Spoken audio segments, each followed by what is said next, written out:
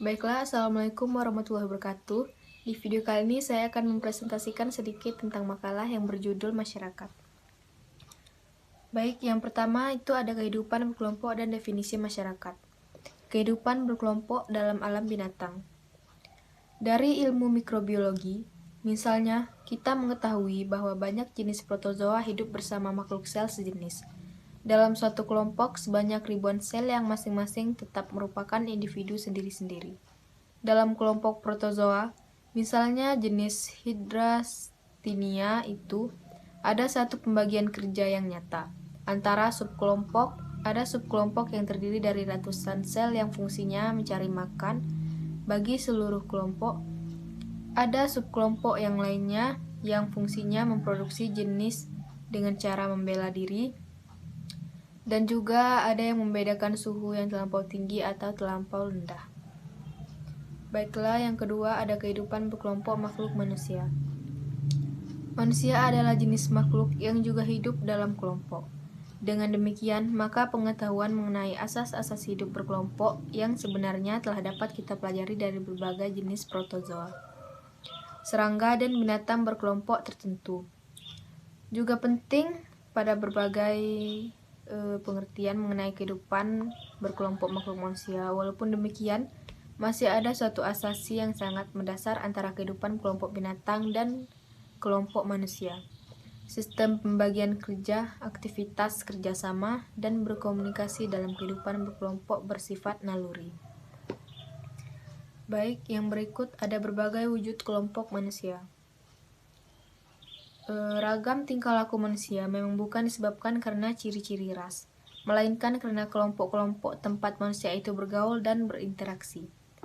Pada zaman sekarang ini, wujud tersebut adalah kelompok-kelompok besar yang terdiri dari banyak manusia. Tersebar di muka bumi sebagian manusia yang erat, dan disebut negara-negara nasional. Macam suku bangsa Jawa, yang walaupun sama adat istiadat maupun bahasanya, berbeda mengenai agamanya, yaitu satu beragama Islam santri, dan lainnya beragama Islam kejawen. Demikian juga dalam batas wilayah negara Inggris, misalnya ada suku bangsa yang beragama Kristen dan suku bangsa Iris yang beragama Katolik, atau di batas wilayah negara Belgia, di mana ada suku bangsa Flam yang berbahasa Belanda. Berikutnya ada unsur-unsur masyarakat. Yang pertama ada masyarakat. Dalam bahasa Inggris dipakai istilah society yang berasal dari kata Latin socius berarti kawan.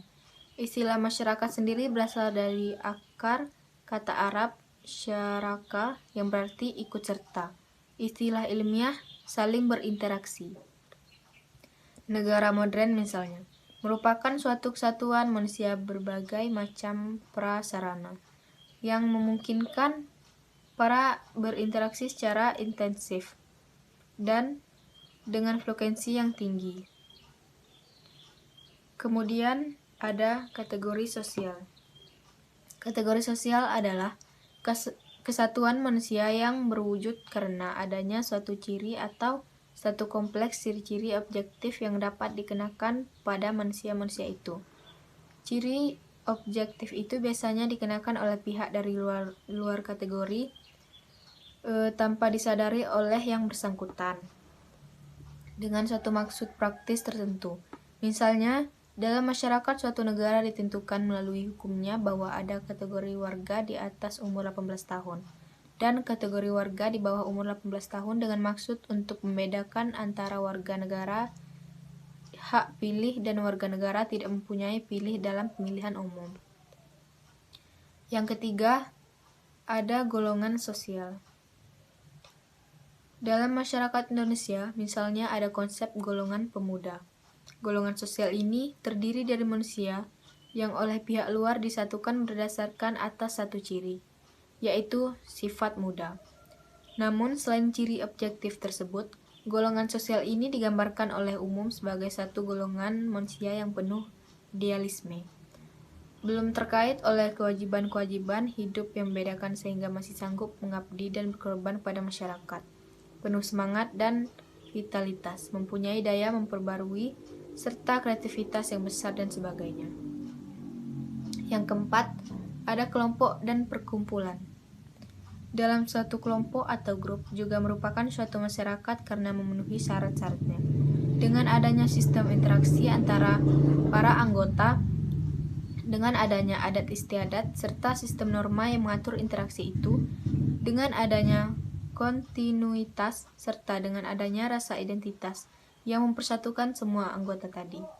Namun, selain 3 ciri tadi, suatu kesatuan manusia yang disebut kelompok juga mempunyai ciri tambahan, yaitu organisasi dan sistem pimpinan, dan selalu tampak sebagai kesatuan dari individu-individu pada masa-masa yang secara berulang berkumpul dan kemudian bubar lagi. Kemudian, yang kelima ada beragam kelompok dan perkumpulan. Perkumpulan dapat diartikan berdasarkan prinsip guna dan keperluannya atau fungsinya. Dengan demikian, ada perkumpulan-perkumpulan yang digunakan untuk keperluan mencari nafkah, untuk melaksanakan suatu mata pencarian hidup, dan memproduksi barang. Intinya untuk keperluan ekonomi. Kemudian, yang keenam ada ikhtisar mengenai beragam wujud kesatuan manusia.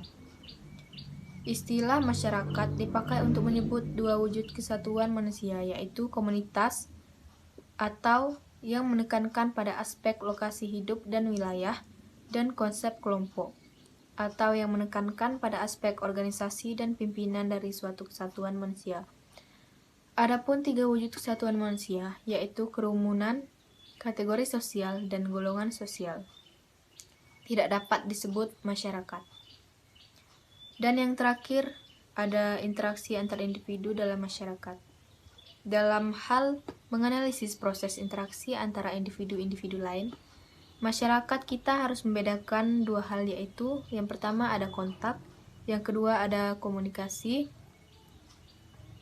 Kontak antar individu juga tidak hanya mungkin pada jarak dekat. Misalnya berhadapan muka, juga tidak hanya pada jarak sejauh kemampuan panca indera manusia, tetapi alat-alat kebudayaan manusia seperti tulisan, buku, surat kabar, telepon, radio, dan televisi memungkinkan individu berkontak antara pada yang sangat jauh. Baiklah, demikian presentasi saya tentang masyarakat. Jika ada kesalahan mohon dimaafkan. Saya tutup. Wabillahi taufiq wal hidayah. Wassalamualaikum warahmatullahi wabarakatuh.